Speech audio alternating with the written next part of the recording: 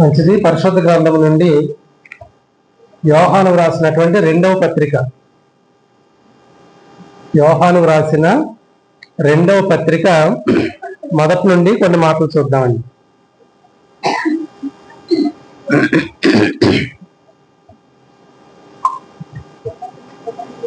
ఒకటే అధ్యాయం ఉంటది కదా.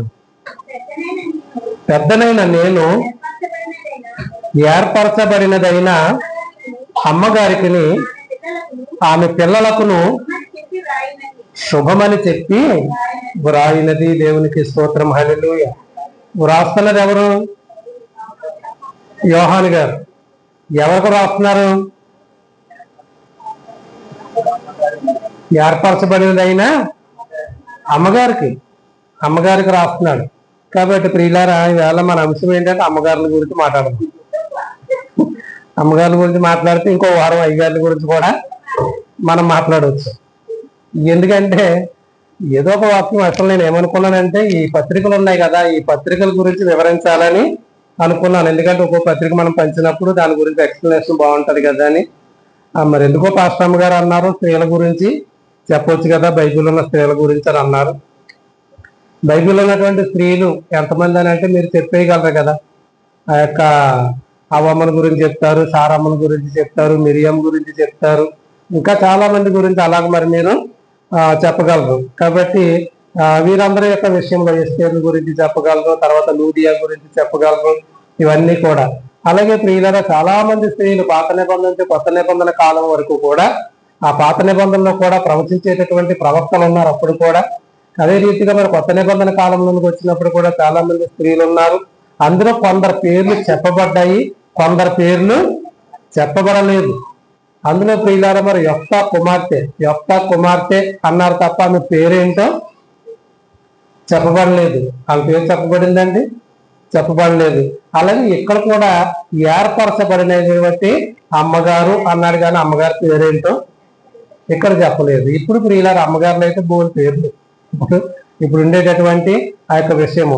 అయితే ప్రియులారా, ఈ యొక్క ఒక స్త్రీని ఉద్దేశించి వ్రాసినటువంటి పత్రిక ఏదైనా ఉన్నదంటే ఈ యొక్క యోహాను రాసిన రెండో పత్రిక ఒకటే. ప్రత్యేకంగా ఒక స్త్రీని ఉద్దేశించి వ్రాసినటువంటి ఆ యొక్క పత్రికల గురించి మనం చూడొచ్చు. కాబట్టి అక్కడ చెప్తున్న మాట ఏంటంటే, అమ్మగారికి శుభాలు చెప్తున్నాడు, ఆమె పిల్లలకు కూడా శుభాలు చెప్తున్నాడు ఈయన. కాబట్టి ప్రియులారా, ఆమె పిల్లలు అనగా మరి వారికి భౌతికపరమైనటువంటి పిల్లలనే కాదు, కానీ ఆత్మీయమైనటువంటి పిల్లలని కూడా ఇక్కడ అర్థము వస్తా ఉన్నది. ఆత్మీయమైనటువంటి పిల్లలు, ఒక సేవకురాలు ఉండొచ్చు, లేదనుకుంటే ఒక ప్రవక్తని ఉండొచ్చు. కాబట్టి ప్రియులారా, ఒక పరిచర్య చేసేటటువంటి ఒక స్త్రీ ఉన్నారనుకోండి, ఆమె గర్భాలు పుట్టినటువంటి బిడ్డలు ఉన్నా ఉండకపోయినప్పటికీ కూడా, ఆమె ఉంటే ఒకరిద్దరు ఉన్నప్పటికీ లేకపోయినప్పటికీ, ఆమె ఎందరినైతే దేవుని వైపు నడిపిస్తుందో వాళ్ళందరూ కూడా ఆమెకు పిల్లలై ఉంటారు. కాబట్టి మీ పిల్లలకు కూడా నేను శుభమని చెప్పి వ్రాస్తున్నాను అనేటటువంటి ఒక మాట చెప్పి ఆమెను ప్రశంసిస్తా ఉన్నాడు, ఆమెను గొప్ప చేస్తా ఉన్నాడు. ఆమె యొక్క ఘనకార్యాలన్నింటినీ కూడా ఇక్కడ యోహాను భక్తుడు చెప్తున్నాడు. ఏమంటున్నాడంటే, నేను మాత్రమే కాక సత్యము ఎరిగిన వారందరూ మనలో నిలుచుతూ మనతో ఎల్లప్పుడూ ఉండు సత్యమును బట్టి మిమ్మును నిజముగా ప్రేమించుచున్నాము. దేవునికి స్తోత్రం. హల్లెలూయా. ఎంత చక్కనైనటువంటి మాట. అమ్మగారికి ఏమంటాడంటే, మీరు ఉన్నటువంటి ఒక విషయాన్ని బట్టి, మీ పిల్లల్ని పెంచినటువంటి విషయాన్ని బట్టి మేము అమ్మగారు మిమ్మల్ని ఎంతో మేము నిజంగా ప్రేమిస్తున్నాం అనేటటువంటి మాట యోహాను అక్కడ తెలియజేస్తా ఉన్నాడు. కాబట్టి ప్రియులారా, ఆ యొక్క మాట అయిన తర్వాత సత్య ప్రేమను మన యందు ఉండగా తండ్రి అయినటువంటి దేవుని వద్ద నుండి, తండ్రి యొక్క కుమారుడు యేసుక్రీస్తు వద్ద నుండి కృపయు కనికరమును సమాధానమును ఎవరికి తోడై అంటున్నాడు? మనకు అనగా ఆ అమ్మగారికి ఈయనకి కూడా దేవుని యొక్క ఈ యొక్క సత్య సువార్తలన్నీ కూడా తోడై ఉంటాయని మాట చెప్పి, తండ్రి వల్ల మనం ఆజ్ఞ పొందిన ప్రకారం నీ పిల్లలలో కొందరు సత్యమును అనుసరించి నడుచుచుండుట కనుగొని బహుగా సంతోషించుచున్నాను. కాబట్టి ప్రియులారా, మరి ఎంతవరకు దేవుడు చెప్తున్నటువంటి యొక్క యోహాను ద్వారా చెప్తున్నటువంటి మాట ఏంటంటే ప్రియులారా, ఈ 4వ వచనం వరకు కూడా ఎంతగానో ఆమెని పొగుడుతా ఉన్నాడు ఈయన. పొగట్టానికి కలిగిన కారణం ఏంటండి అమ్మా? ఆమె దేవుల్లో ఉండటమే కాకుండా ఆ బిడ్డలందరినీ కూడా దేవుని యొక్క విధానాల్లో పెంచినటువంటిది ఉంది. బిడ్డలనగా కేవలం తన బిడ్డలు మాత్రమే కాదు, అక్కడ ఉన్నటువంటి వాళ్ళందరినీ కూడా మరి అటు రీతిగా పెంచి సత్యం నందు, ప్రేమ యందు, దేవుని వద్ద నుండి కుమారుడి వద్ద నుండి ఉండేటటువంటి విషయము, కృప, కనికరము, సమాధానము వీటన్నిటిలోనూ నడిచినటువంటి అమ్మగారిగా ఆ యొక్క అమ్మగారు అక్కడ ఉన్నారు. ఆవిడ పేరు మాత్రము లేదు కాబట్టి అమ్మగారు అంతే. కాబట్టి ప్రియులారా, ఆ యొక్క 4వ వచనం వరకు చాలా విషయాలు చెప్పాడు. గలతీయులకు రాసినటువంటి పత్రిక 5వ అధ్యాయము, గలతీయులకు రాసినటువంటి పత్రిక 5వ అధ్యాయము 7వ వచనం నుంచి చూసినప్పుడు, మీరు బాగుగా పరిగెత్తుచుంటది, సత్యమునకు విధేయులు కాకుండా మిమ్మును ఎవడు అడ్డగించెను అని క్వశ్చన్ మార్క్ వేస్తున్నాడు అక్కడ. కాబట్టి ప్రియులారా, అంటే ఈ విషయము మళ్ళా ఇక్కడ గలతీ సంఘానికి రాస్తున్నాడు. కానీ ఈ రోజు మనం మాట్లాడుకునే అంశం ఏంటంటే ప్రియులారా, అమ్మగారి గురించి మాట్లాడుకుంటున్నాం. కాబట్టి చాలా మంది అమ్మగారులు అడ్డగింపబడిపోవడానికి కలిగిన కారణం ఏంటంటే, మీరు బాగుగా పరిగెత్తుతున్నారంటే మీరు ఆత్మీయమైనటువంటి విషయాల్లో, దేవుని యొక్క విషయాల్లో మరి ఇటు రీతిగా సత్య ప్రేమను అనుసరించి మీరు నడిచేటటువంటి విషయంలో తండ్రి నుండి ఏ ఆజ్ఞనైతే పొందుకున్నామో ఆ ఆజ్ఞ ప్రకారము మనము సత్యమును అనుసరించి మనం నడుస్తూ ఉండగా, ఇప్పుడు ఈ ప్రశ్న వేసుకుంటే మనం అట్టి రీతిగా మనం నడుస్తూ ఉన్నప్పుడు మనల్ని ఎవరు అడ్డగించారు అనేటటువంటి ఆ యొక్క విషయం, తండ్రి వల్ల మనం పొందినటువంటి ఆజ్ఞ ఏంటంటే ప్రియులారా, నిన్ను వల్ల నీ పొరుగు వారిని ప్రేమించము. అదే రీతిగా ప్రభు అయినటువంటి యేసుక్రీస్తు వారి యొక్క కాలం వచ్చేసరికి ఆయన కూడా 10 ఆజ్ఞలు 2 ఆజ్ఞలుగా చేసి, అందులో కూడా ప్రధానమైనటువంటి ఆజ్ఞగా నిన్ను వల్ల నీ పొరుగు వారిని ప్రేమించు, నీ పూర్ణాత్మని, పూర్ణ సత్యంతో, పూర్ణ బలముతో నీ దేవుడని యెహోవాను మాత్రమే నీవు సేవించి ఆరాధించేటటువంటి వారుగా ఉండాలనేటటువంటిది అవి ప్రధానమైనటువంటి ఆజ్ఞలు. అంత మాత్రమే కాకుండా ప్రియులారా, ఇంకా చక్కనైనటువంటి ఒక గొప్ప ఆజ్ఞ ఏంటంటే, మీరు సర్వలోకానికి వెళ్ళి సర్వ సృష్టికి సువార్తను ప్రకటించండి. కాబట్టి ప్రియులారా, అది చాలా ప్రాముఖ్యమైనటువంటి ఆజ్ఞ అన్నమాట. కాబట్టి ప్రియులారా, ఈ ఆజ్ఞలన్నీ కూడా మీరు పాటిస్తారని అనుకుంటూ ఉన్నప్పుడు మీరు చక్కగా సత్యము కొరకు, అంటే దేవుని యొక్క వాక్యము కొరకు మీరు పరుగులెడతా ఉన్నప్పుడు దానికి మీరు విధేయులు కాకుండా మిమ్మల్ని ఎవడు అడ్డగించెను? ఈ ప్రేరేపణ మిమ్మల్ని పిలుచుతున్న వారి వలన కలుగలేదు. దేవునికి స్తోత్రం, హల్లెలూయా. అమ్మ జాగ్రత్తగా వింటున్నారా? అంటే స్త్రీలైనటువంటి వారిని గురించి అంటే చెప్పాలనుకున్నటువంటి అంశం ఏంటంటే, ఏదో ఒక స్త్రీని తీసుకుని ఆమె యొక్క లక్షణాలని, ఆమె యొక్క గుణగణాలని, ఆమె యొక్క వ్యక్తి జీవితాలని చెప్పాలనేటటువంటిది అది ఉద్దేశము. వాస్తవంగా నాకు ఇచ్చినటువంటి సబ్జెక్ట్ అది, కానీ నేను కూర్చుంటే వచ్చినటువంటి సబ్జెక్టు ఇది. కాబట్టి ప్రియులారా, అది అక్కడ ఏంటంటే వాళ్ళు మాదిరిగా తీసుకోవడం వేరు, వాళ్ళు మాదిరిగా తీసుకుని నడిచేటటువంటి మనము ప్రియులారా సమాజానికి ఎలా మాదిరిగా మరి మనము ఉండాలనేటటువంటిది చాలా ప్రాముఖ్యమైన విషయం. కాబట్టి ఆ యోహాను కాలంలో ఈ అమ్మగారు అలా మాదిరిగా ఉంది కాబట్టి తన కోసం 13 వచనాలే రాశాడు ఆయన. ఈ 13 వచనాల్లో 4 వచనాల్లో ఆమెను పొగుడుతా ఉన్నాడు, ఆమె గొప్పతనాన్ని ప్రశంసిస్తూ ఉన్నాడు. ప్రియులారా, ఎవరమైనప్పటికీ కూడా క్రైస్తవ విశ్వాస జీవితంలో మనం జీవించడం మాత్రమే కాదు, కానీ మనం జీవించి చనిపోయిన తర్వాత ఎవరైనా చనిపోతాం. ఏ గుండె అయినా ఏదో ఒక రోజుని ఆగిపోద్ది. కాబట్టి నీ గుండె ఎలా ఉందనేటటువంటి ఒక పాంప్లెట్ ఉంది కదా, అందులో అదే చెప్తున్నాడు. అందులో అవన్నీ చదవని ఇంటికి పట్టుకెళ్ళి. కాబట్టి అలాగే ఆగిపోయిన తర్వాత ఆయన ప్రవీణ్ ప్రగడాల గారి గుండె ఆగిపోయింది. ఆయన జీవితం మరి ఏ రకమైనటువంటి మరణమైనా కూడా మరణమే, కానీ ఆయన చెప్పినటువంటి సువార్త ఆగలేదు. ఆయన గురించి అంత గొప్పగా మనం చెప్పుకుంటున్నామంటే కారణం ఏంటి ప్రియులారా? అలాగే ఈ అమ్మగారు కూడా యోహాను సువార్తలో ఉన్నటువంటి అమ్మగారు కూడా అటువంటి సాక్ష్యాన్ని పొందుకున్నదిగా ఉన్నది. కాబట్టి ఇక్కడ ఉన్నటువంటి విషయంలో అయితే చెప్తున్నటువంటి మాట ఏంటంటే, ఎవరైనా మందిరానికి రాకుండా అడ్డగించబడుతున్నారంటే ఆ ప్రేరేపణ మిమ్మల్ని పిలుచుతున్న వాడి వలన కలగలేదు.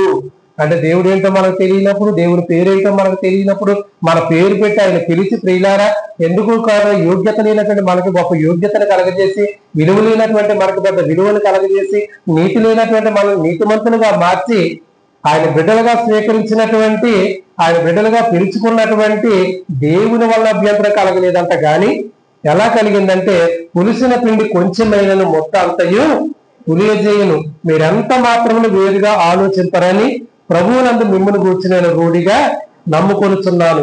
మిమ్మల్ని కలవర పెట్టుచున్న వాడు ఎవడైనను వాడు తగిన శిక్షను భరించును. దేవునికి స్తోత్రం, హల్లెలూయా.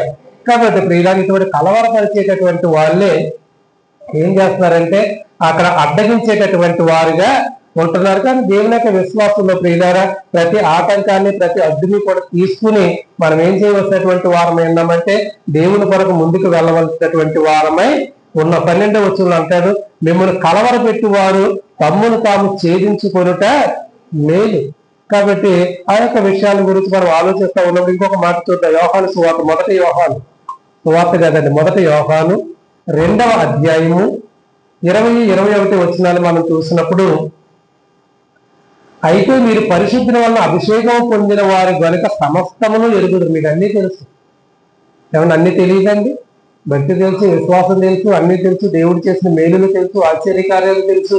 అన్నీ తెలిసినప్పటికీ కూడా ప్రియులారా ఇంకా చాలా మంది ఆగిపోవటానికి కలిగిన కారణం ఏంటంటే అడ్డగించేటటువంటి పులిసిన పిండి ఏదో ఒకటి ఉంది. పులిసిన పిండి కొంచెం ఉంటేనటండి మిగతా ముద్దలంతటిని కూడా అది పాడు చేస్తుందండి, పాడు చేస్తుంది. అందుకే దేవుడు ఏమన్నా పులిసిన పిండిని తీసి ముందు బయట పారవేయండి. పులిసిన పిండి లాంటి ఆలోచనలు ప్రియులారా ఎక్కడెక్కడో ఉండేటటువంటి యొక్క వ్యతిరేకత, కొంతమంది వారు స్వార్థం కోసం చెప్పేటటువంటి యొక్క మాటలు, కొంతమంది ప్రియులారా ఆ యొక్క ఇష్టం లేక పలికేటటువంటి యొక్క మాటలు, ఇటువంటివన్నీ కూడా ఎక్కడ చూసినా అలాగే ఉన్నాయి.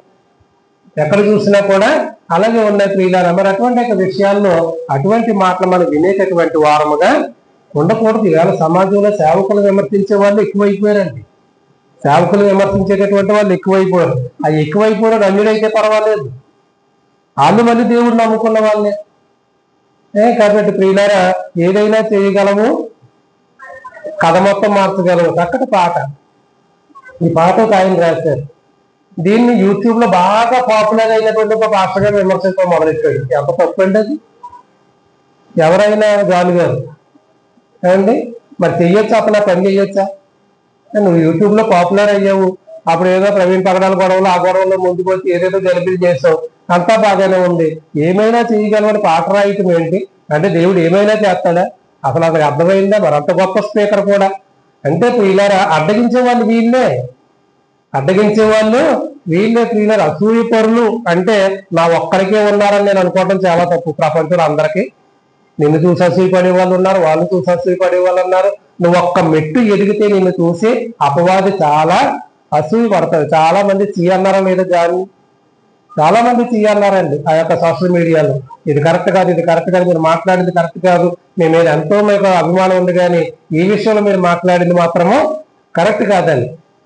కాబట్టి ప్రియులారా ఇటువంటి లోకంలో మనం ఉన్నాం, ఇటువంటి లోకంలో మనం ఉన్నాం. ఎక్కడైనా సంఘం అభివృద్ధి చెందుతుందంటే ఎందుకు అక్కడికి వెళ్తున్నారు, అక్కడ ఏమున్నది అని చెప్పేవారు ఉన్నారు. లేదనుకుంటే ఇదిగో పుట్టినప్పటి నుంచి మనం ఇక్కడే ఉన్నాం కాబట్టి మనమే అనేటటువంటి విషయాలు చెప్పి చెడగొట్టేటటువంటి వారు ఉన్నారు ప్రియులారు. వీళ్ళందరూ కూడా స్వార్థపరులు అన్నమాట. వీళ్ళందరూ కూడా ఎటువంటి వారండి? స్వార్థపరులు. అయితే ఇక్కడ చెప్తున్న మాట ఏంటంటే మీకు అన్నీ తెలుసు కదా, మీరు సత్యం ఎరిగిన వారైనా నేను రాయట్లేదు అంటే మీకు ఏ విషయం తెలియదని నేను చెప్పట్లేదు, కానీ అన్ని మీకు తెలుసు. ఏ అబద్ధమును సత్య సంబంధమైనది కాదని ఎరిగి ఉన్నందులను మీకు నేను వ్రాయిస్తున్నాను. యేసు క్రీస్తు కాడని చెప్పువారు తప్ప ఎవడు అబద్ధికుడు? తండ్రి కుమారుని ఒప్పుకొని వీడే క్రీస్తు యొక్క విరోధి. కాబట్టి ఈ క్రీస్తు విరోధులు వచ్చి ఏం చేస్తారంటే ప్రియులారా గలిబిలి చేస్తారండి. క్రీస్తు విరోధులు వచ్చి ఏం చేస్తారు? గలిబిలి చేస్తారు, గలిబిలి. కాబట్టి ఆ గలిబిలి నుంచి మనం ఎప్పుడు కూడా దూరంగా ఉండవలసినటువంటి వారమై ఉన్నాం. కాబట్టి ఎప్పుడు కూడా ప్రతి కుటుంబం యొక్క క్షేమం కొరకు కూడా మనం ఏం చేస్తామండి? ప్రార్థన చేస్తున్నాం కదా. కాబట్టి మీ కుటుంబం కొరకు నేను ప్రార్థన చేశాను కాబట్టి రాత్రి పడిపోయినటువంటి కొబ్బరి చెట్టు మీ మీద పడిపోకుండా పక్కకు పడిపోయిందని నేను దండ కట్టుకోవాలి. ఎవరింటి మీద? పౌలు గారింటి మీద. మీ కుటుంబం కోసం ప్రార్థన చేస్తున్నాను కాబట్టి పడినటువంటి పిడుగు కొర్నేలి గారి ఇంటి మీద కానీ, లేదనుకుంటే లంకే మేరీ ఇంటి మీద కానీ, వడ్డీ కృష్ణ గారి చిన్నారి ఇంటి మీద కానీ, వీళ్ళెవరింటి మీద పడకుండా అది ఎక్కడో పడింది కాబట్టి ఏ ప్రాణహాని లేదు. కాబట్టి అది నేను చేసిన ప్రార్థనే. కాబట్టి నేను తుఫాను వస్తున్నప్పుడు నేను ప్రార్థన చేస్తున్నాను, నేను ప్రార్థన చేస్తుంటే అప్పుడు నాకు దేవుడు దర్శనం ఇచ్చాడని నేను చెప్తే మీరు ఏమంటారు? ఏమంటే బ్యానర్ నేను కట్టుకోవాలి కదా. నేను ప్రార్థన చేశానన్నా. ఎందుకు చేశానంటే పాస్టర్ గారు చిక్కడిపోయింది తుఫాన్లో. కాబట్టి ఎంత వర్షం వస్తుంది అని చెప్పేసి మెసేజ్ పెట్టాను, వాయిస్ మెసేజ్ పెట్టాను. ఇక్కడ చాలా వర్షం అయితే చాలా వర్షం వస్తుంది బయలుదేరకండి. ఆమెమో నేను ఎక్కడో ఆగానని చెప్పేసి మళ్ళీ చెప్పారు. కాబట్టి ఆమె ఆగిన దగ్గర కూడా పిడుగు పడింది రాజుల్లో. ఎంత దేవుని కృప అండి, ఎంత దేవుని కృప. అంటే ప్రతి ఉదయ సాయంకాలం మన కోసం, మన కుటుంబాల కోసం మనం చేసేటటువంటి ప్రార్థన కాదు ఇదంతా ప్రార్థన కాదండి. కాబట్టి ప్రియులారా, కానీ బ్యానర్ పట్టుకున్నవాడే గొప్పోడు, బ్యానర్ పట్టుకున్నవాడే గొప్పోడు. అటువంటి అబద్ధమైనటువంటి విషయాలకు ప్రియులారా మనం ఎప్పుడు కూడా చేయకూడదు. ఎందుకంటే నిన్ను కాపాడువాడు కునుకడు, నిద్రపోడంతే. కాబట్టి అది దేవుని యొక్క కృప ప్రియులారా. ఇంకొక మాట చూద్దాం, యోహాను సువార్త 8వ అధ్యాయం. అమ్మగారులందరూ జాగ్రత్తగా వినాలి. సంఘాలు నిలబడినా, సంఘాలు పాడైపోయినా, కుటుంబాలు నిలబడినా, కుటుంబాలు పాడైపోయినా అయ్యగారుల కంటే అమ్మగారులే ఎక్కువ. కాబట్టి ఓ కుటుంబం సంఘం మానేయాలంటే అయ్యగారి ప్రోత్సాహం ఉండదు, కానీ అమ్మగారినే సైతాను పట్టుకుంటుంది. ప్రారంభం నుంచి అమ్మగారినే పట్టుకుంటుంది సైతాను. ఎక్కడి నుంచి? అవ్వమ్మ దగ్గర నుంచి కూడా అక్కడే పట్టుకుంది. కాబట్టి అమ్మగారిని జాగ్రత్తగా ఉండండి. ఇవాళ అంశము అమ్మగారు. ఎప్పుడు నా అంశాన్ని మాట్లాడుతాను, ఈ రోజు మాత్రమే పాస్టమ్ గారు మాట్లాడమన్న అంశం మాట్లాడుతున్నాను నేను. యోహాను సువార్త 8వ అధ్యాయము 20వ వచనం చదవండి. ఆయన దేవాలయంలో బోధించుతుండగా కానుక పెట్టి 31, 32 అదేనండి, కాదండి 8:31 అండి, 31 అండి. కాబట్టి యేసు తనను నమ్మిన యూదులతో, మీరు నా వాక్యమందు నిలిచిన వారైతే నిజముగా నాకు శిష్యులైన సత్యమును గ్రహించెదరు. అప్పుడు సత్యము మిమ్మును స్వతంత్రులుగా చేయును. కాబట్టి ప్రియులారా చెప్తున్నటువంటి మాట, మీరు వాక్యానికి విధేయులైతే తప్పనిసరిగా మీరు ఎలా ఉంటారంటే, మీరు వాక్యమందు నిలిస్తే నిజంగా మీరు నాకు శిష్యులై ఉంటారంతే. కాబట్టి వాక్యమందు నిలబడకపోతే ప్రియులారా జనాలు ఎటైనా తప్పిపోయేటటువంటి పరిస్థితి ఉన్నది. కాబట్టి ప్రియులారా ఇది చాలా ప్రాముఖ్యమైనటువంటి విషయం. ఎందుకంటే స్త్రీల సమాజానికి నేను మొదటి నుంచి చాలా సార్లు స్త్రీల సమాజంలో చెప్తున్నటువంటి మాట ఏంటంటే, మీరు కూడికలు జరపడం ఎంత ప్రాముఖ్యమైనటువంటి విషయమో, ఆయా సమయాల్లో మీరిద్దరు ముగ్గురు సమూహంగా వెళ్ళి కొన్ని కుటుంబాలను దర్శించడం అనేది కూడా చాలా ప్రాముఖ్యమైనటువంటి విషయం. అమ్మ చెప్తారా లేదండి? తప్పనిసరిగా మరి మీరు వెళ్ళాలంతే. ఒకవేళ వెళ్లకుండా మిమ్మల్ని ఎవరైనా ఆటంకపరుస్తుంటే ఇందాక ఉన్నటువంటి మాట మీరు బాగానే పరిగెడుతున్నారు, కానీ సత్యమునకు విధేయుడికి మిమ్మల్ని ఆటంకపరుస్తున్నటువంటి వాడు ఎవడు? ప్రశ్న వేసుకోండి. అందరూ వెళ్ళినా వెళ్ళకపోయినా ఏదో రోజు తప్పనిసరిగా ప్రియులారా, స్త్రీలు అనేటటువంటి వారు వెళ్ళి గృహాల్లో ఉన్నటువంటి స్త్రీలతో మీరు మాట్లాడవలసినటువంటి వారై ఉన్నారు. అలా ఉంటేనే అప్పుడు దేవుడు కూడా మీకోసం పత్రిక రాస్తాడు అమ్మగారని.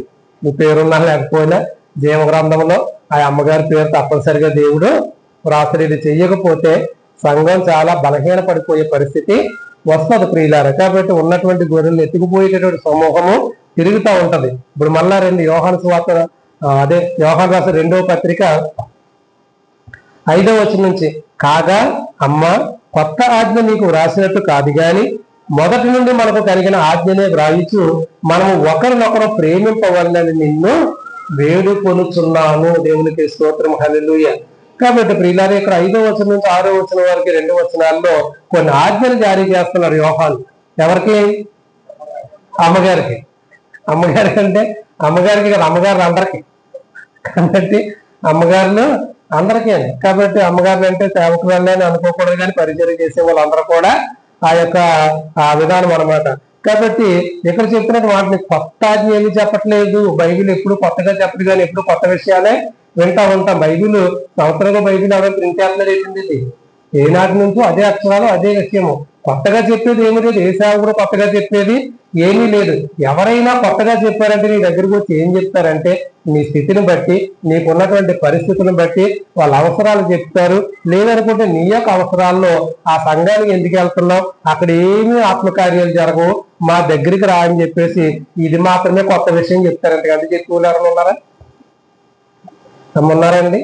కాబట్టి అక్కడికి ఎందుకు వెళ్తున్నావు, అక్కడికి వెళ్తే నీకు ఏమి ఇవ్వరు. కాబట్టి మేమైతే నెల నెల బట్టలు ఉతుకుని సభ్యత్వము, స్నానం చేసే సభ్యత్వము, కందిపప్పు ఇస్తాము, మినపప్పు ఇస్తాము, ఆయిల్ క్యాన్ ఇస్తామని చెప్పేసి ఒక ఆమె లాక్కుపోతే అవసరం లేడా?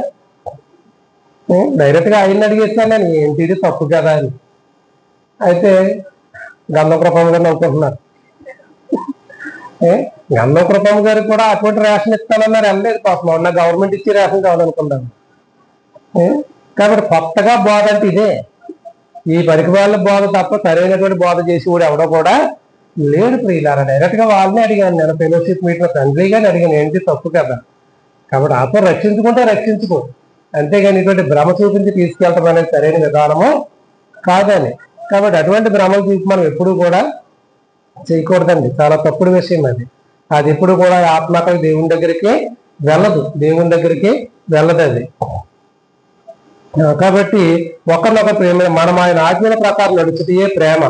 మీరు మొదటి నుండి వినిన ప్రకారం ప్రేమతో నడుచుకోవడం అన్నది నా యొక్క ఆజ్ఞ అనేటటువంటి ఆ యొక్క మాట. కాబట్టి పిల్లల సహోదర ప్రేమ యందు మనం ఎలాగొండ నిలువరముగా ఉండాలనేటువంటి తెస్సలోనికి రాసినటువంటి పత్రికలో చెప్తాడు. అయితే పిల్లల రొద్దిగాని హెబ్రీలకు రాసినటువంటి పత్రిక 13వ అధ్యాయము, హెబ్రీలకు రాసినటువంటి పత్రిక 13వ అధ్యాయము మొదటి వచనం నుంచి మరి మనం చూసినప్పుడు, సహోదర ప్రేమ నిలువరముగా ఉండనీయుడి, ఆతిథ్యము చేయ మరువకుడి, దాని వలన కొందరు ఎరుగుటయే దేవదూతలకు ఆతిథ్యము చేసిరి. మీరును వారితో కూడా బంధింపబడినట్టు బంధకములో ఉన్న వారిని జ్ఞాపకం చేసుకుని. ఒక్కసారండి, ఇప్పుడు మీరు ఎవరిని జ్ఞాపకం చేసుకోవాలి? అమ్మగారులు అందరం బంధకాలంటే జైల్లో పెట్టిన వాళ్ళ, బంధకంలో ఉన్నటువంటి వాళ్ళంటే పిచ్చోళ్ళగా వాళ్ళకి ఏదో గొలుసు వేసి కట్టేసేట్టు వాళ్ళేనా? కాదు ప్రియులారా. ఎందుకంటే ప్రియులారా, అంటే ఎవరైతే మందిరానికి రావడానికి ఆటంకపరచబడిపోతున్నారు, ఆటంకాలు కలగడానికి వెళ్ళిన కారణాలు ఏంటి?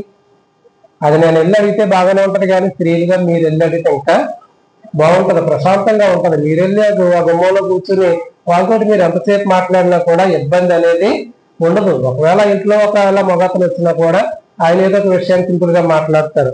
అదే నేను వెళ్ళి మీకు ఉన్నటువంటి ఆటంకం ఏంటి, మీరు ఎందుకు రావట్లేదు, మీరు రావాలి కదా అనేటటువంటి విషయం. అయితే ఇక్కడ ఉన్నటువంటి మాటలు చెప్తున్నట్టు, ఎవరైతే బంధకాల్లో ఉన్నారో వారిని మీరు ఏం చేయాలంట? జ్ఞాపకం చేసుకుని వాళ్ళ దగ్గరికి వెళ్ళాలా వద్దండి. కాబట్టి అందుకే కదా స్త్రీల కూడికలు ఎక్కడ ఎట్టమంటున్నాను నేను, ఏ ఇళ్ళ దగ్గర ఎవరు రావట్లేదు సంఘాలకి, ఆ గృహాలకి మీరు వెళ్ళాలి.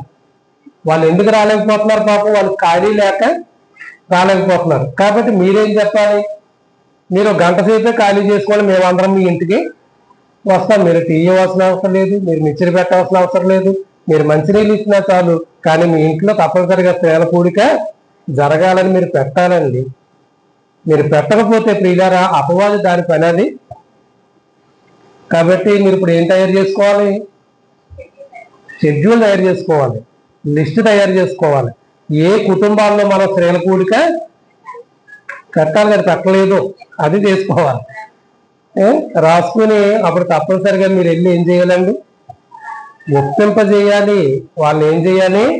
ఆ స్త్రీలను ఒప్పింపజేసి, ఇదిగో మీ ఇంటి దగ్గర ఇంతవరకు స్త్రీల కూడికి జరగలేదు, మేమేమి 50 మంది వచ్చేస్తే 10 మందో 15 మంది వస్తాం, చాపలు వేస్తే చాపల మీద కూర్చుంటాం, లేకపోతే కటికి నేల మీద మేము కూర్చుని వాక్యాన్ని చెప్పి వెళ్తామని వాక్యం చెప్పడానికి కూడా మరి మిమ్మల్ని మీరు సిద్ధపరచుకోవాలి. సిద్ధపరచుకుని ప్రియులారంటే, కొన్నిసార్లు వాక్యం చెప్పడం నేను వస్తున్నాను, కానీ నేను వస్తుంటే మీరేం చేస్తారని మీరు వాక్యాలు చెప్పడం మానేస్తున్నారు. అలా కాకుండా మరి మీరు కూడా వాక్యాలు సిద్ధపడి ఆ కుటుంబాన్ని బలపరచాలండి.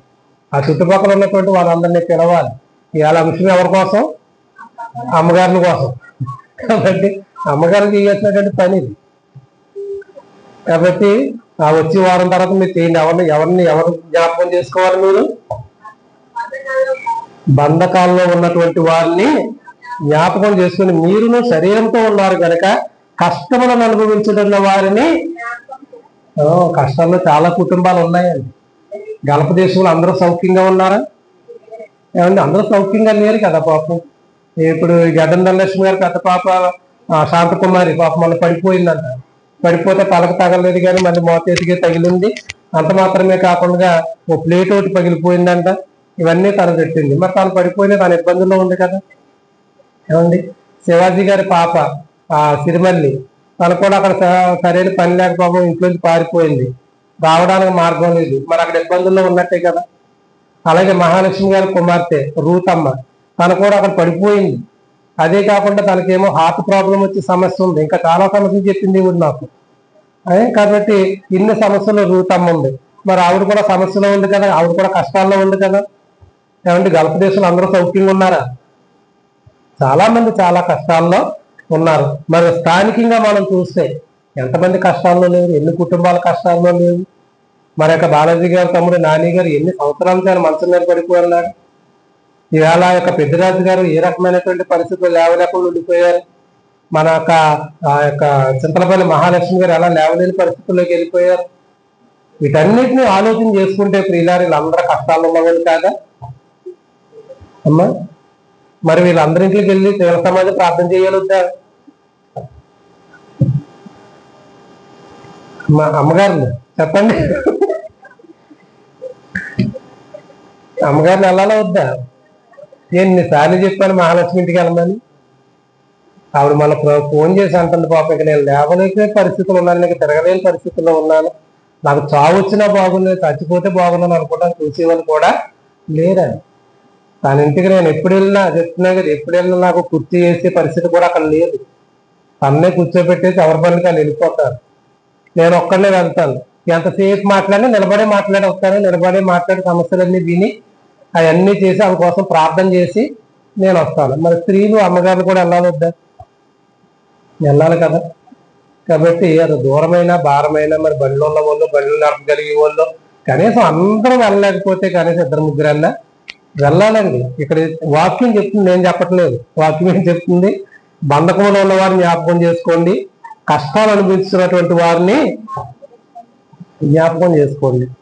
అంతేగాని ప్రియులారా ఎవరైనా గల్ఫ్ నుంచి వచ్చి చక్కని కృతజ్ఞత కూడికి వెళ్తున్నాము రండి, వచ్చిన వాళ్ళందరికీ ప్రేమ విందన్నారు అనుకోండి, 3 మంది వెళ్తాం, 300 మంది వెళ్తాం. కాబట్టి ఎందుకంటే వాళ్ళకు ఉన్నటువంటి స్థితిని బట్టి, దేవుడు వారికి ఇచ్చినటువంటి యోగ్యతను బట్టి ఎలాగైతే వెళ్తున్నాం మంచిదే ప్రియులారా. వారికి ఇచ్చినటువంటి యోగ్యతను బట్టి ఎలా వెళ్తున్నామో కష్టాల్లో ఉన్నటువంటి వారిని పరామర్శించవలసినటువంటి బాధ్యత సంఘం మీద ఉంది. రేపు పొద్దున కష్టం మన ఇంటి వరకు కూడా రావచ్చు. మరి నాకు కూడా కష్టం కలిగినప్పుడు, నాకు కార్ యాక్సిడెంట్ అయినప్పుడు మరి అలాగే అందరూ వచ్చి పలకరిస్తే ఎంత సంతోషం అనిపిస్తుందండి. అంతమందిని మనం ఎప్పుడైతే వెళ్ళి పలకరించి ప్రార్థన చేస్తే మనలో రోగమైపోతుంది. అసలు నిజంగా 600-700 మంది వచ్చారు నన్ను పలకరించడానికి ఆ వారం అంతా. కాబట్టి కొద్ది మానసికమైన ధైర్యం వస్తుందండి నేను చెప్పేటటువంటి మాట అది. కాబట్టి ఇటువంటి కష్టాలు ఉన్నటువంటి కుటుంబాల దగ్గర మనం వెళ్ళి ఏం చేయాలంటే ప్రార్థన చేయాలండి. చేస్తే ప్రియులారు ఇంతమంది వచ్చి నా కోసం ప్రార్థన చేశారని అనిపిస్తుంది. అక్కడ ఒక పాస్టర్ గారు ఉన్నారు, ఆయన ఏమో అలాగే వెళ్తా ఉంటే 2-3 సార్లు పిలిచిందంట, అయ్యగారు వచ్చి ప్రార్థన చేయండి అంటే ఆయన ఏమో వస్తానమ్మా తర్వాత అని చెప్పేసి వెళ్ళిపోయాడంట. అప్పుడు నేనన్నాను, ఆయన ఇప్పుడు రాలే, రూతమ్మ వచ్చిన తర్వాత వస్తాను చూడండి అని అన్నాను. ఎందుకంటే ఆవిడ గల్ఫ్ నుంచి వస్తుంది కదా, అప్పుడు తప్పనిసరిగా వచ్చి ప్రార్థన చేస్తానులే అని చెప్పేసి చెప్పడం జరిగింది. ఎందుకంటే ఏం చెప్పినా వాస్తవాన్ని ఖండించేటట్టుగా మాట్లాడతాను కాబట్టి మీరు ఏం చేయాలి, ఇప్పుడు కష్టాలు ఉన్న వాళ్ళని, బంధకాల్లో ఉన్న వాళ్ళని మీరు దర్శించి వాళ్ళు ఏదో ఒక రకంగా దేవుని దగ్గరికి మీరు నడిపించాలి. వద్దండి, నడిపించాలి. ఇప్పుడు మళ్ళా రండి ఎక్కడికి, యోహాను సువార్త యోహాను రాసిన పత్రిక 2వ పత్రిక 7వ వచనం నుంచి, యేసుక్రీస్తు శరీరధారి వచ్చిన ఒప్పుకొనని వంచకులు అనేకులు లోకములో బయలుదేరి ఉన్నారు. అట్టివాడే వంచకుడును క్రీస్తు విరోధీనై, అంటే క్రీస్తే దేవుడు కాదని చెప్పేవాడు కొంతమంది ఉన్నారా లేదని? వాళ్ళు వస్తారు కొంపలకి, ఎవరు ఎక్కువ సాక్షులు ప్రతి ఇంటికి వస్తారు, అసలు క్రీస్తే దేవుడు కాదని. కాబట్టి ప్రియులారా నెరవేర్చిన కార్యములను చెడగొట్టుకొనక మీరు పూర్ణ ఫలం పొందినట్లు జాగ్రత్తగా చూసుకోండి.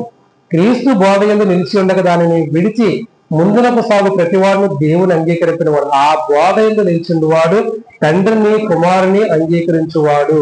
ఎవరైనా ఈ బోధన తేక మీ యొద్దకు వచ్చిన ఎడల వారిని మీ ఇంట చేర్చుకొనవద్దు. ఎవరు చెప్తున్నాడు ఈ మాట?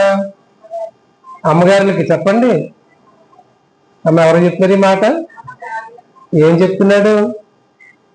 అనవసరమైనటువంటి తప్పుడు బోధలు పట్టుకుని ఎవడన్నా మీ ఇంటికి వస్తే అసలు వాళ్ళకి మీరు వందనాలు కూడా చెప్పొద్దని చెప్తున్నాడు. ఎందుకంటే ప్రియులారా కలిపి చెరిపేటటువంటి బోధలు, స్వార్థపూరితమైనటువంటి మాటలు, అసూయతో కూడినటువంటి మాటల ప్రియులారా.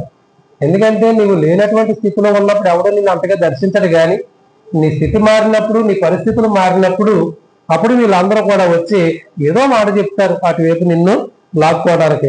కాబట్టి శుభమని వాడితో చెప్పనవద్దు, శుభమని వాడితో చెప్పువాడు వాడి దుష్ట క్రియలలో పాలువాడగులు.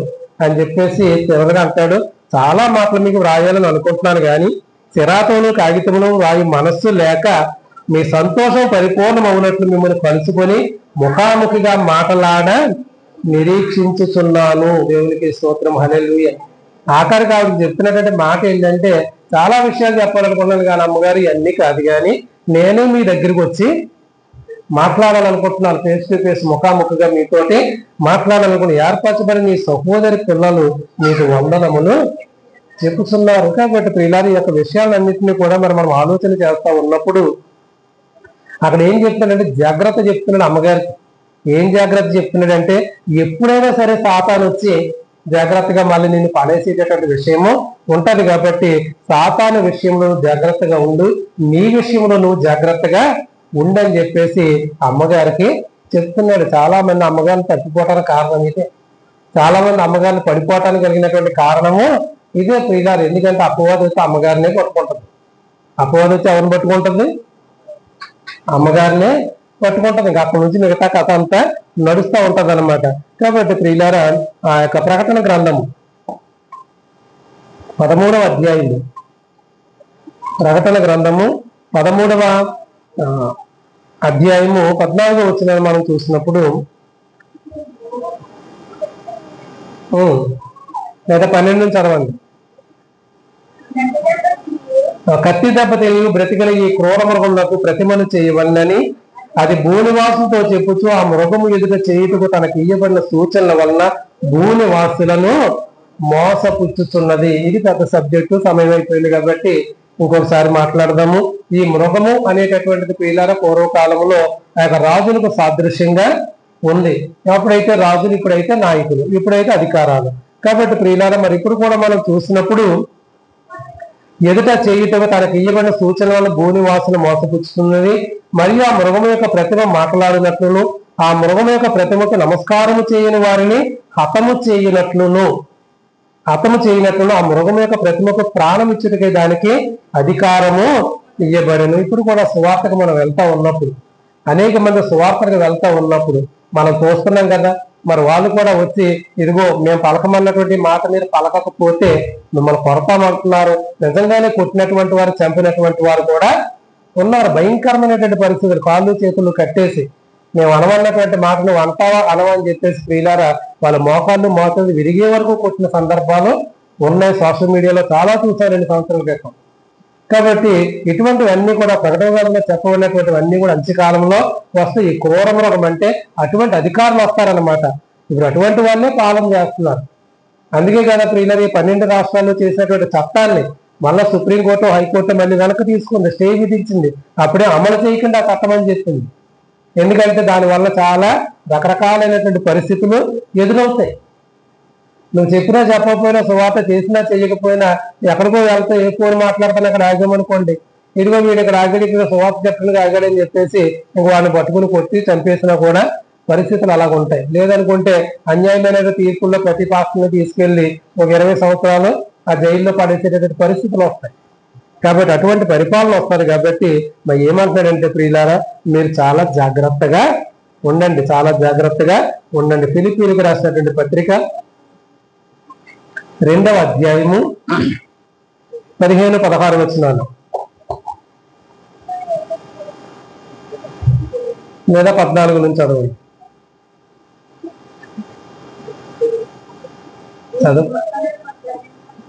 మీరు మూర్ఖమైన ఒక్క జనము మధ్యన నిరపరాధులను, నిష్కలంకులను, అనింద్యులైన దేవుని కుమారులగినట్లు సనుగులను, సంశయములను మాని సమస్త కార్యములను చేయుడి. అట్టి జనము మధ్యను మీరు జీవవాక్యమును చేత పట్టుకొని లోకమందు జ్యోతుల వారే మీరు కనబడుచున్నారు. అందువలన నేను వ్యర్థముగా పరిగెత్తలేదనియు నేను పడిన కష్టం నిష్ప్రయోజనము కాలేదనియు క్రీస్తు తిరుమల నాకు అతిశయ కారణము కలుగును. దేవునికి స్తోత్రం, హల్లెలూయా. కాబట్టి ప్రియులారా, మరి ఇందాక కూడా అంటున్నారు కదా, మీరు మంచిగా సత్యమును వెంబడించి పరిగెడుతున్నారు కానీ మిమ్మల్ని అడ్డగించిన వాడు ఎవడంటే ప్రియులారు ఇవి మృగం లాంటి వాళ్ళు, లేదంటే ఇటువంటి యొక్క అన్యాయమైనటువంటి ప్రియులారా న్యాయస్తులు, అన్యాయమైనటువంటి అధికారులు, అన్యాయమైనటువంటి ప్రియులారా యొక్క అరాచకత్వాలు చేసేటటువంటి ఆ యొక్క ప్రభుత్వాలు, ఇటువంటివన్నీ కూడా ఆటంకపరిచేటటువంటి పరిస్థితులు ఉంటా ఉన్నాయి. సమాజ పరంగా చూస్తే ప్రియులారా, సమాజంలో కూడా చాలా ఆటంకపరిచేటటువంటి వాళ్ళు ఉంటా ఉన్నారు. కాబట్టి ఇంకా కొంచెం మంది ఏంటంటే భ్రమపరిచేటటువంటి ఆత్మలు. ఏం ఆత్మలు ఇవి? నీలో ఏదో భ్రమను కలగజేసి అపవాది చేసే పని అదే. సాక్షాత్తు ప్రభు అయినటువంటి యేసుక్రీస్తు వారిని ఏమన్నది? ఆయన్నే భ్రమపరిచి నువ్వు నా కాళ్ళకు మొక్కితే ఈ లోకరాజ్యాలన్నీ నీకు. ఎంత దారుణం అండి! సాతాను యొక్క పని అండి అది. సాతాను చేసే పని ఏంటంటే ప్రతి వాళ్ళు కూడా దానికే నమస్కరించాలనుకుంటది, ప్రతి వాళ్ళు కూడా దాని వెంబడే నడవాలని అనుకుంటది. కాబట్టి ఎక్కడ చెప్తున్నటువంటి మాట ఏంటంటే, మీరు మూర్ఖమైనటువంటి వక్ర జనము మధ్యన మీరు ఎలా ఉండాలి? నిరపరాధులుగా, నిష్కలంకులుగా, అనిందీలనేది దేవుని కుమారులుగా, కుమార్తెలుగా మనం అందరము కూడా ఉండాలి. ఉండాలంటే ఏం చేయాలంటే సనుగులు, సంశయములు. సంశయం అంటే అనుమానం, అనుమానపట్టు. ఇది జరుగుతుందా జరగదా, ఇది జరుగుతుందా జరగదా అనేటటువంటి అనుమానం ఎప్పుడు కూడా ఉండకూడదు అనమాట. అపనమ్మకం అనేటటువంటిది మనకి ఎప్పుడు కూడా ఉండకూడదు. ఇదిగో ప్రార్థన చేసేవాడు పొందుకుంటామనే నమ్మకం మాత్రమే మనకి ఉండాలి. ఏదైనా బలహీనత వచ్చిందా, ప్రార్థన చేస్తాం, మందులు వాడుతున్నాం, తప్పనిసరిగా దేవుడు స్వస్థపరుస్తాడు అనేటటువంటి నమ్మకం మనకు ఉండాలి. అంతేగాని ఎవడో వస్తాడు ఇదిగో ఈ రకంగా చేస్తే మీకు రోగం పోతుందంటే మళ్ళీ ఎక్కడికో పరిగెట్టేటటువంటి వారముగా ఉండకూడదు ప్రియులారా. అయితే సనుగులు సనుక్కోకూడదు. ఒకరి మీద ఒకళ్ళు ఏం చేయకూడదంట? సనుక్కుంటే అమ్మగారులు ఎవరు? మీరు సనుక్కుంటే సైతాన్లు అయిపోతారు. కాబట్టి సనుక్కోకుండా ఏం చేయాలి? అమ్మగారులాగా ఉండాలి. అట్టి జలం మధ్య మీరు ఏం చేయాలి? జీవవాక్యమును చేత పట్టుకొని, జీవవాక్యం అనగా దేవుని యొక్క పరిశుద్ధ గ్రంథాన్ని చేత పట్టుకొని మీరు లోకమునందు ఎలా ఉండాలి? మీరు జ్యోతుల వలె వెలగాలి. అంతేగాని మనమే ఆరిపోయిన దీపాల్లో ఉండకూడదు. ఆరిపోయిన దీపానికి ఏమవుతుందని పొగ వస్తుందంటే అదే చేదు, తర్వాత ఏమీ ఉండదు. కాబట్టి అమ్మగారు ఎలా ఉండాలి? వెలిగించే దీపాలుగా ఉండాలి. ఉండి ఎవరెవరింటికి వెళ్ళాలి? కాబట్టి ఇక్కడ అనౌన్స్ చేస్తున్నారు కదా, ఇదిగో ఈ రోజు మా ఇంటి దగ్గర పెట్టండి, ఈ రోజు మా ఇంటి దగ్గర పెట్టండి అంటే ఓకే, మంచిదే. మరి వారింటి దగ్గర తప్పనిసరిగా కూడుకున్నారు ఏర్పాటు. కానీ ఎంతవరకు జరగలేటువంటి గృహాలను కూడా మీరు ఏం చేయాలి? గుర్తించి వాళ్ళ దగ్గరికి వెళ్ళి వాళ్ళని మోటివేషన్ చేసి, లేదా మీరు వెళ్ళలేకపోతే మీ వాళ్ళ ఫోన్ నెంబర్ తీసుకుని వారితో మీరు మాట్లాడి మీరు ఏర్పాటు చేసి తర్వాత సమూహం అంతా అక్కడికి వెళ్ళి ఏం చేయాలని ప్రార్థన చెయ్యాలి. దాన్ని ఇంటింటి సువార్త అంటారు. ఏమంటారు? ఇంటింటి సువార్త. ఇది కూడా చెయ్యాలండి. మనం చేసే సువార్త ఎవరు చేయలేడు, చేయగలుగుతున్నారండి. చాలా టీములు వెళ్తున్నాయి, చాలా టీములు వెళ్తున్నాయి. మొన్న కూడా మన కాలం కొట్టున్నటువంటి వాళ్ళే మారేడుమిల్లి వెళ్ళి వచ్చారంట. వీడితో చెప్పాను, పలానా వాళ్ళు మారేడుమిల్లి వెళ్ళారంట, పాస్టర్ గారు చెప్పారని. మారేడుమిల్లి ఏమున్నదండి? అక్కడ పడితే అక్కడ ప్రతి కాలేజీ కుర్రోడు, ప్రతి కాన్వెంట్ పిల్లలు కూడా అక్కడికి వెళ్తున్నారు. కానీ మనం వెళ్ళేటటువంటి పనులు కావడానికి వెళ్ళగలడా అమ్మా? మరి దేవుడు మన పని మనకు అప్పగించినప్పుడు కొందరం అక్కడికి వెళ్తున్నాం. మరి కొంచెం మంది మరి లోకల్ ఉన్న వాళ్ళు విడిచిపెట్టేయచ్చా? విడిచిపెట్టకూడదు కదా. కాబట్టి వాళ్ళు ఏ బంధకాల్లో ఉన్నారో మీరు మందిరానికి రావడానికి మీ యజమాని గారు ఒప్పుకోవట్లేదా, మీ కుటుంబం ఒప్పుకోవట్లేదా, మీ బంధువులు ఒప్పుకోవట్లేదా, లేదా మీ కమ్యూనిటీ ఒప్పుకోవట్లేదా? కాబట్టి మీరు రావద్దు, నేనే నలుగురు వచ్చి మీ ఇంటి దగ్గర ప్రార్థన చేస్తామని చెప్పేసి స్త్రీలుగా మీరే వెళ్ళి కుటుంబాలను బలపరచవలసిన అవసరం ఎంతైనా ఉంది. మీరు అలా చేస్తే ప్రియులారా, ఎప్పటికైనా ఇంకొక యోహాను వచ్చి అమ్మగారులుగా మీ గురించి ఉత్తరం రాస్తాడు. కాబట్టి అటువంటి అమ్మగారులుగా మీరు అందరూ ఉండాలని నేను కోరుకుంటా ఉన్నాను. కొద్ది మాటలో దేవుడు దీవించి ఆశీర్వదించును గాక. ఆమేన్. గొప్ప అమ్మగారు అంటే వేరే చెప్పిన మాట అన్నారు కానీ